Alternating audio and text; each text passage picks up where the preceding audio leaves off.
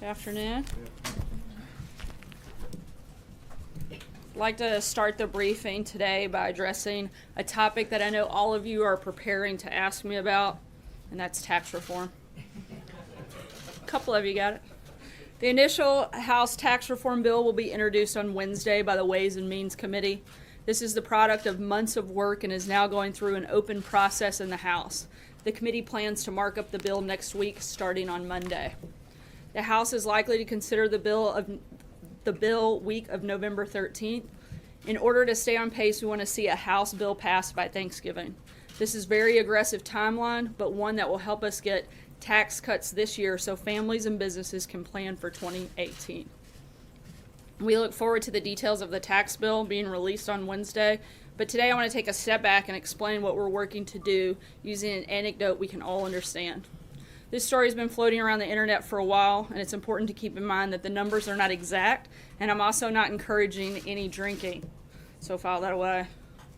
It's mostly for my parents. But I think you'll enjoy it. Suppose that every day 10 people, for our purposes, we'll say reporters, go out for beer, and the bill for all 10 comes to $100. If these 10 reporters paid their tab every night the way we pay our taxes, it would go something like this. The first 4, the poorest, would pay nothing. The 5th would pay $1. The 6th would pay $3. The 7th would pay $7. The 8th would pay $12. The 9th would pay $18. The 10th, the richest, would pay $59. So that's what they decided to do. The 10 reporters drank in the bar every day and seemed quite happy with the arrangement until one day the bar owner threw them a curveball. Since you're all such good customers, he said, I'm going to reduce the cost of your daily beer by $20. Drinks for the 10 reporters would now cost just $80. The group still wanted to pay their bill the way we pay our taxes, so the first 4 were unaffected. They would still drink for free. But what about the other 6? How could they divide the $20 windfall so that everyone would get their fair share? These are the reporters after all, so they're concerned with fairness.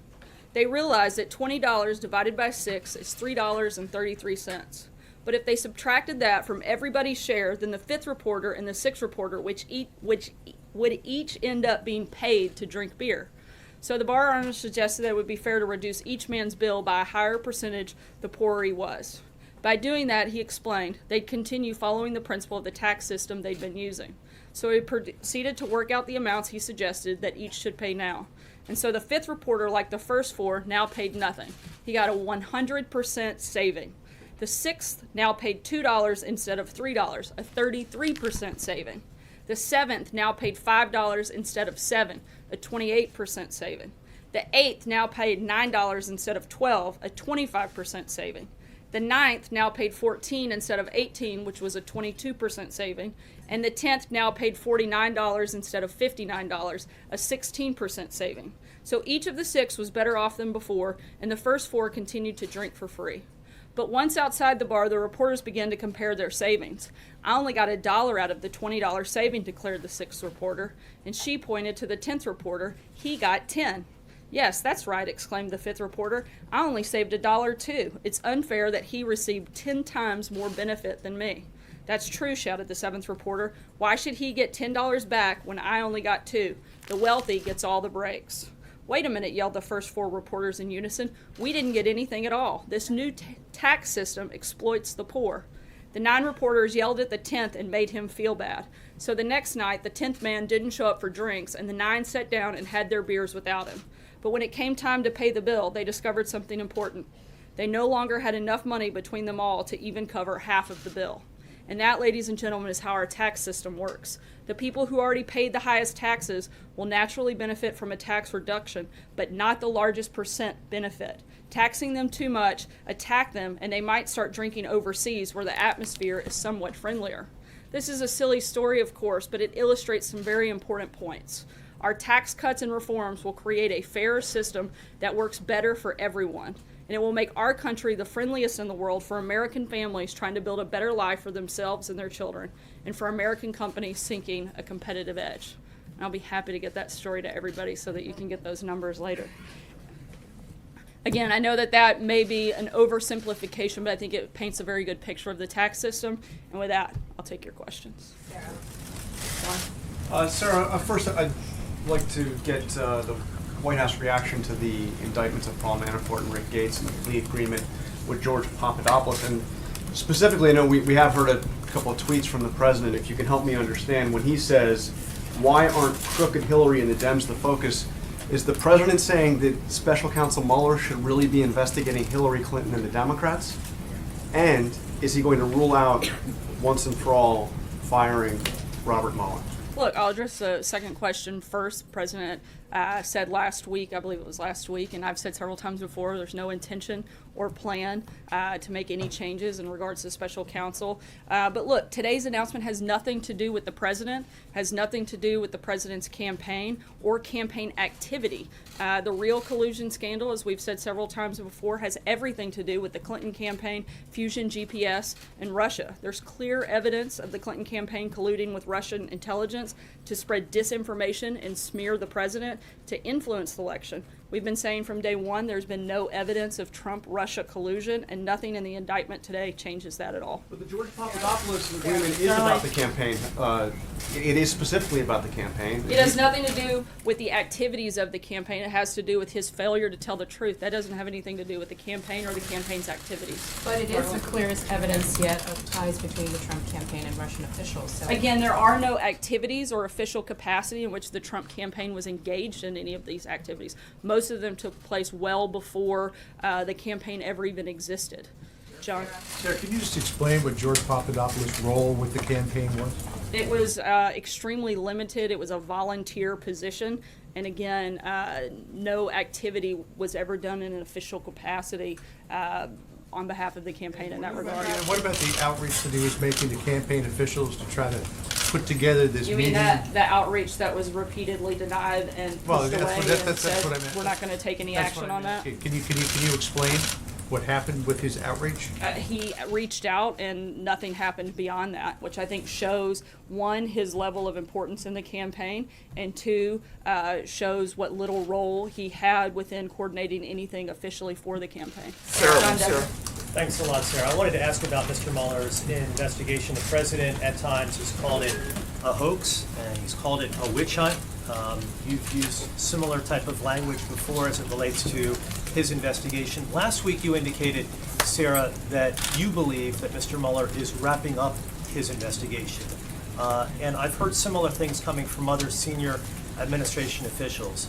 Do you still believe that Mr. Mueller is in the process of wrapping up his investigation? We still expect this to conclude soon, yes. Francesca? Thank you, Sarah. Paul Manafort was high-ranking in the president's campaign at one time.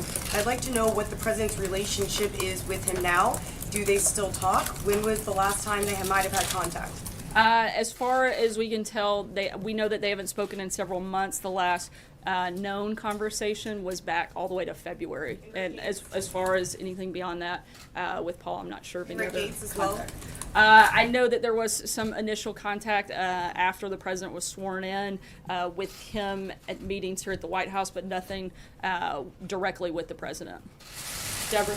Yeah, thank you, Sarah. On March 31, according to the affidavit by Mr. Papadopoulos, he attended a foreign policy meeting. The president was there.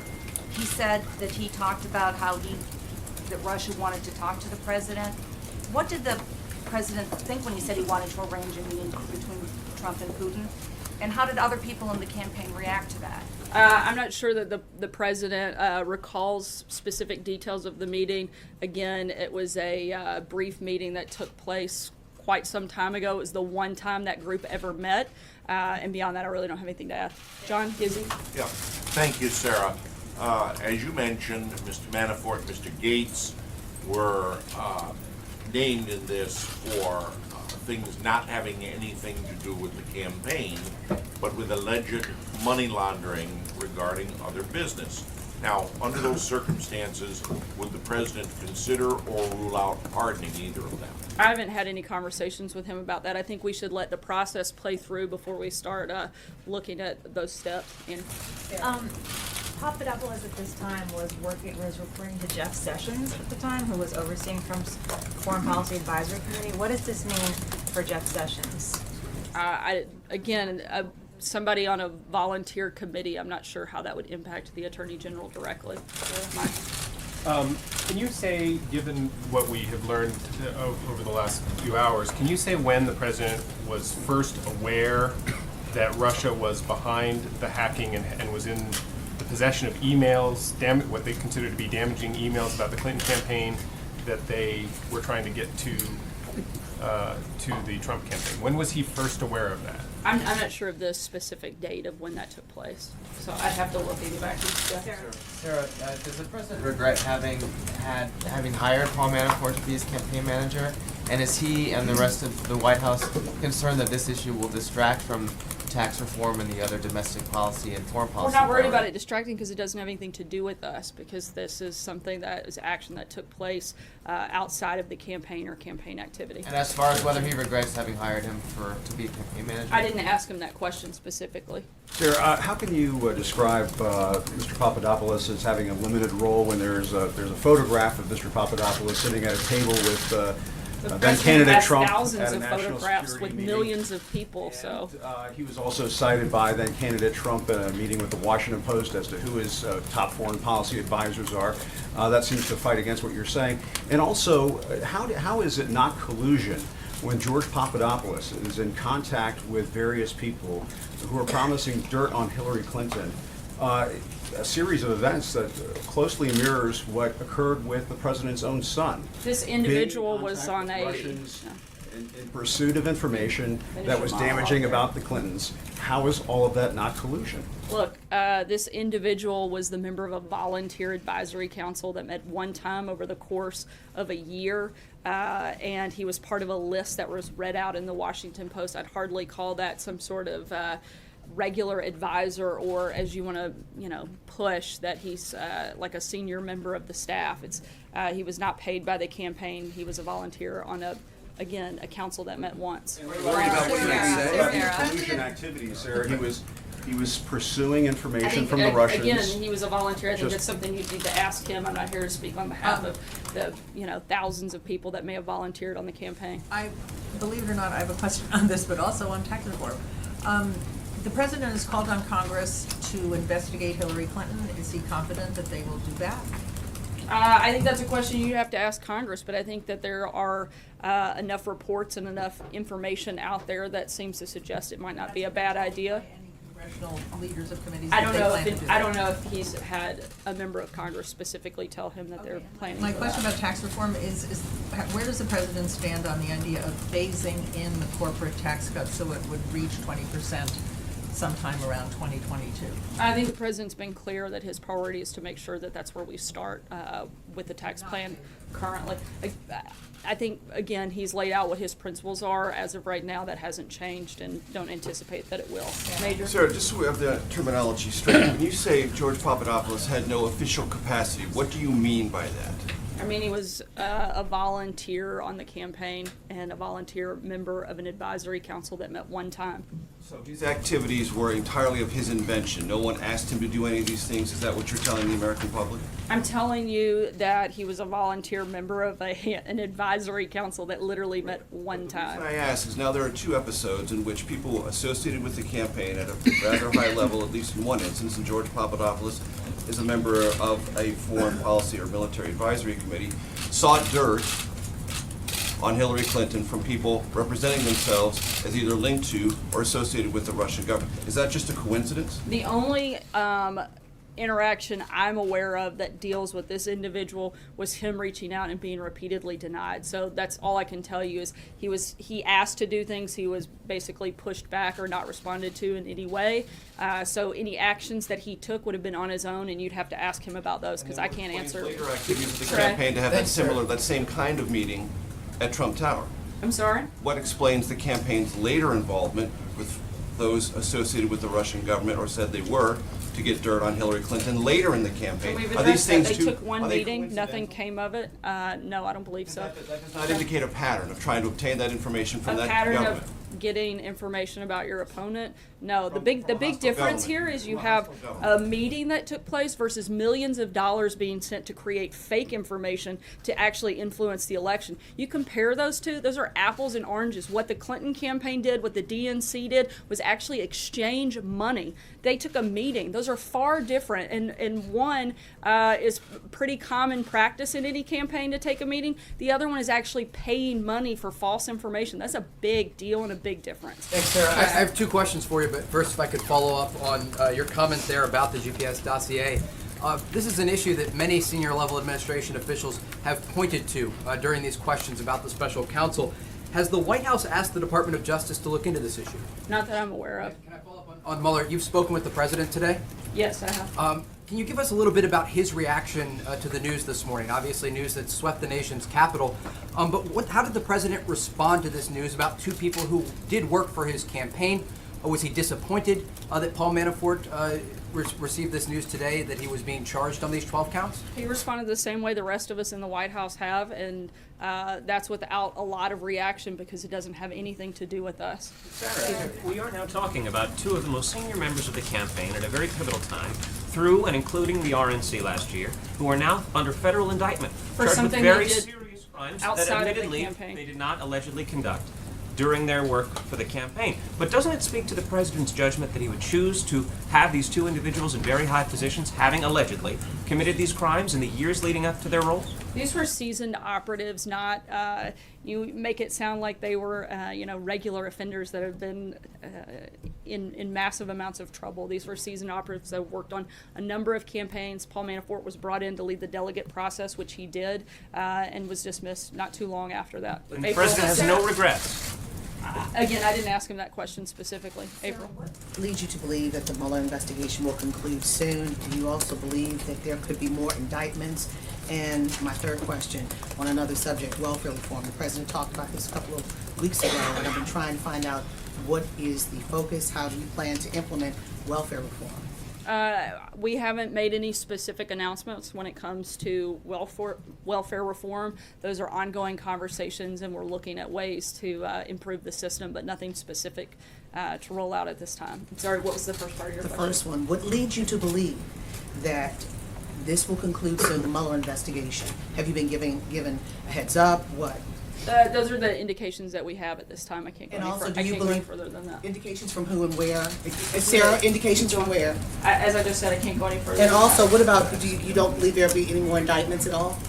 That's a question you'd have to ask Robert But you're Mueller. saying that it's going to be concluded soon. I still attend that we believe that it will be concluded soon, but beyond that, I don't have anything else to add on a specific time frame. Sarah, in March, the president called March 2016, the president called George Papadopoulos an excellent guy. Does he still believe that Papadopoulos is an excellent guy? Look, he was referring to the council. He was going through the list of names with the Washington Post, and nothing more than that, and complimentary of the people that were volunteering on behalf of the campaign. What governor told the FBI that a campaign supervisor told him, "I would encourage you to make the trip to Russia if feasible"? How does that not constitute the campaign encouraging him to make contact with I'm not Russia? aware of that conversation, so I can't speak to that. Sir, at the end of the day, is there any concern at all from this administration, again, trying to drill down on what was asked earlier, that two people who worked for the president are now under indictment? One has pleaded guilty, and he promised to hire only the best people. Is this an example of the best people to hire? Look, again, this goes back to these were activities that took place outside of the scope of the campaign. I can't comment on anything they did. But are these the best people to hire? Look, the president hired Paul Manafort to handle the delegate process, which he did, and he was dismissed not too long after that. Sarah, last week the administration opposed a federal judge's decision that allowed an undocumented teen immigrant to have an abortion. Now that that case is over, it's been decided she's had that abortion. What is the White House reaction to that decision, and does it set a dangerous precedent going forward? I can't comment on the specifics of that at this point. Case at all? Did he comment on it? I didn't speak directly with him about the case. Sarah, thank you. I'd like to ask you about a different topic. Just breaking before the briefing, court banned the president from changing military policy on service by transgender people. What's the reaction from the White House and the plan moving forward in reference to this? Obviously, this is something just announced. The Department of Justice has it. They're reviewing it, and I'd refer you them to any specific questions. Congressman Gowdy this weekend had suggested that there should be an investigation into the leaks of the grand jury investigation or Robert Mueller's investigation. Do you think there should be an investigation? Are you all asking for an investigation? We haven't asked for that investigation to take Support place. an investigation? I think that anytime there is leaking of sensitive information, it should be looked into, but beyond that, we don't have any comment.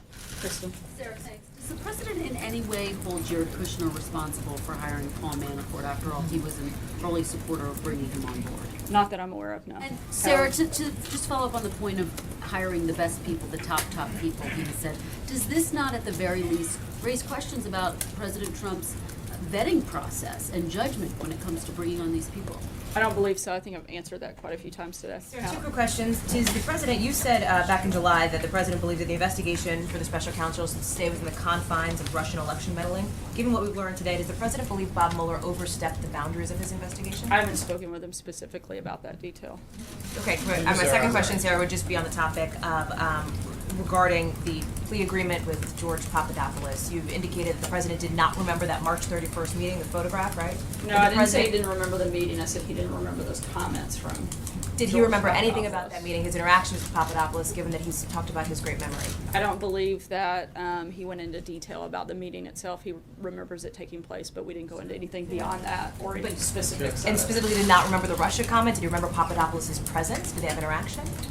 Not that I'm aware of. Thank you, Sarah. Gallup just came out with a poll giving 33% approval, 62% disapproval to the president. What's your reaction? Is the president aware of this? Any plans of changing anything? Look, we're focused aggressively on pushing forward on a very bold agenda specific to tax reform, tax cuts. I think that the economy continuing to grow and strengthen is something that will certainly change those numbers. But at the same time, I think these are some of the same polls that also said this president would never be president, so I don't have a lot of confidence in them. Sarah, Take one last one. Sarah, can you please clarify your answer tomorrow? The stock market is moving downwards on this news that possibly the corporate rate could be phased in over several years. I wasn't sure if you were trying to make the point that the president would be for a phase-in or against a phase-in. No, I said that the president laid out his principles, and it doesn't include the phasing in, so we're still committed to that moving forward. But and I don't have any reason to believe we have changes on that front at this point. So the red line of a 20% corporate I'm rate not drawing tax a cut. red line. I'm just saying those are the principles that we've laid out, and we haven't adjusted or changed our principles since this process started. Thanks so much, guys. Have a good day.